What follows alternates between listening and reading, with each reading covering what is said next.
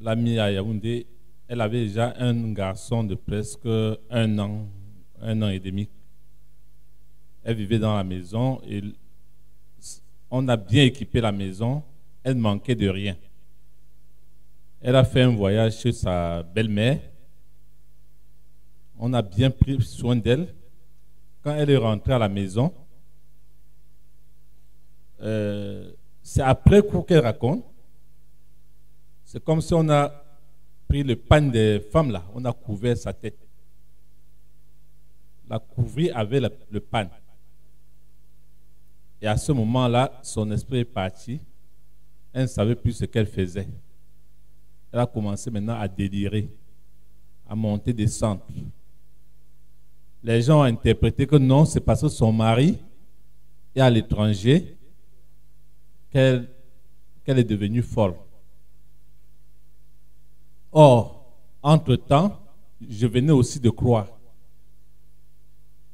Et le Seigneur m'utilisait un peu.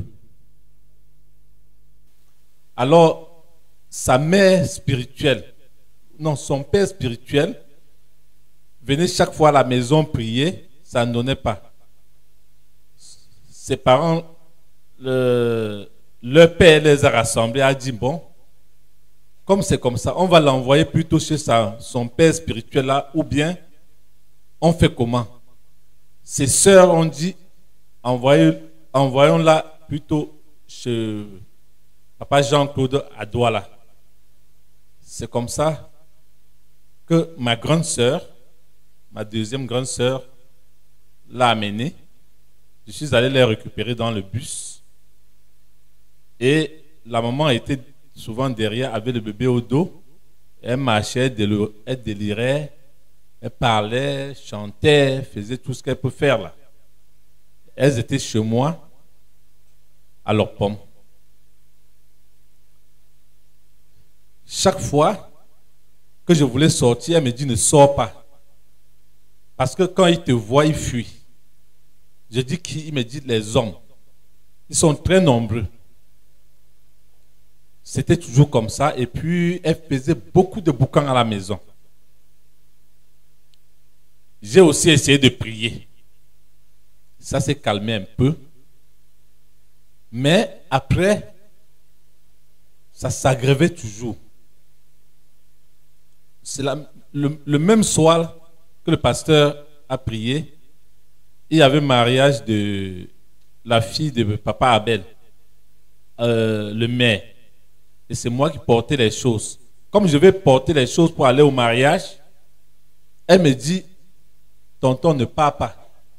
Parce que cette nuit, je sens qu'ils vont seulement me tuer. Je dis, c'est moi qui porte la nourriture de ta soeur. Tu vois comment j'avais aussi travaillé pour ton mariage. Comment je ne dois pas travailler pour le mariage. Elle me dit, bon, va alors. C'est comme ça que je prends mon véhicule, je porte la nourriture pour aller au mariage. Le pasteur avait le billet d'honneur pour ce mariage. Papa Abel m'appelle, il me dit,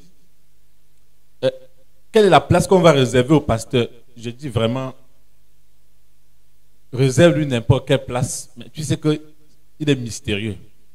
S'il vient même d'abord. Mais fais aussi comme tu peux faire. Mais bon, tu sais, à l'époque, c'est moi qui conduisais le pasteur. Donc il venait un peu comme pour croire que je connais un peu le pasteur. C'est là où je lui dis non. Vraiment, on ne le maîtrise pas. Fais comme tu peux aussi. S'il vient même. À peine les mariés sont en train d'entrer dans la salle, mon téléphone sonne. Sœur Karine qui était ici, c'est sa grande sœur.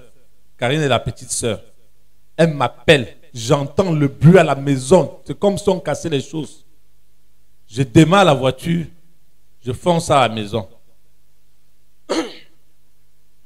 Dès que j'arrive, elle court vers moi. Elle s'accroche à moi. Elle tremble. Elle me dit, tonton, ils ont failli me tuer maintenant. Comme je t'avais dit. Je l'ai amenée dehors. J'ai voulu prier. Elle me regarde. Elle me dit que tu as déjà prié, ça t'a dépassé. Quand j'ai voulu tendre ma main comme ça, il dit que ça t'a déjà dépassé. C'est ça, tu as déjà prié. Ça t'a dépassé.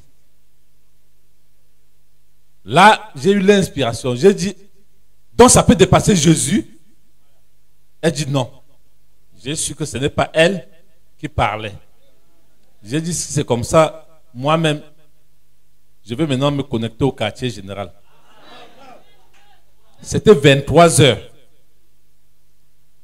Je me dis, comme les mariés sont venus vers 20h, 21h, 22h, quelque chose comme ça, j'étais maintenant dubitatif. Je ne savais pas si le pasteur est au mariage. Auquel cas, il ne pourra même pas décrocher le téléphone. S'il est à la maison, il y a quand même quelques chances qu'il décroche s'il ne dort pas. J'ai quand même tenté, j'ai appelé. Ça a sonné, le pasteur a décroché. Effectivement, il était à la maison, il n'était pas parti au mariage. Et le mariage était à Bonamoussadi, vers Bijou, vers la Sonnelle, là. Donc pas loin même de la maison. Il n'était pas parti. Je lui ai dit, pasteur, c'est ma fille. Elle est folle.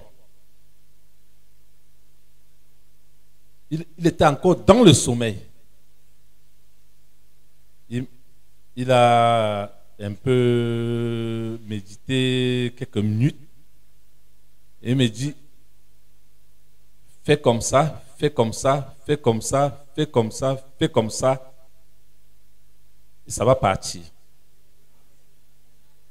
J'ai fait exactement ce qu'il m'a dit, ce qu'il m'a dit, ce qu'il m'a dit.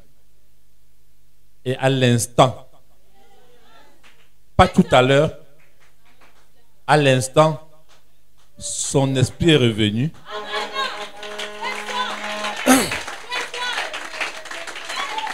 Et directement, elle saute sur Karine, elle reprend son bébé, elle embrasse son bébé. Quand on lui donnait le bébé avant, elle voulait l'étrangler. C'est pourquoi on fuit avec l'enfant. Elle embrasse son bébé, elle commence à pleurer et à cajoler son bébé en disant, bébé, pourquoi, qu'est-ce qui m'est arrivé?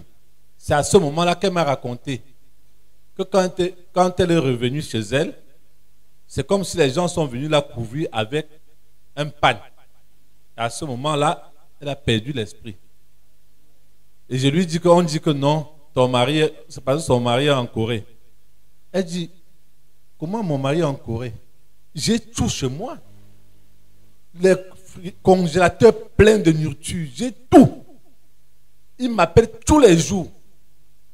Quand on veut tuer quelqu'un, on cherche toujours des motifs pour justifier. Je n'avais aucun souci. Et ça n'a pas fait un mois. Son mari qui était étudiant a décroché un travail et son patron directement a envoyé tous les billets d'avion. Elle a rejoint son mari. Que Dieu vous bénisse.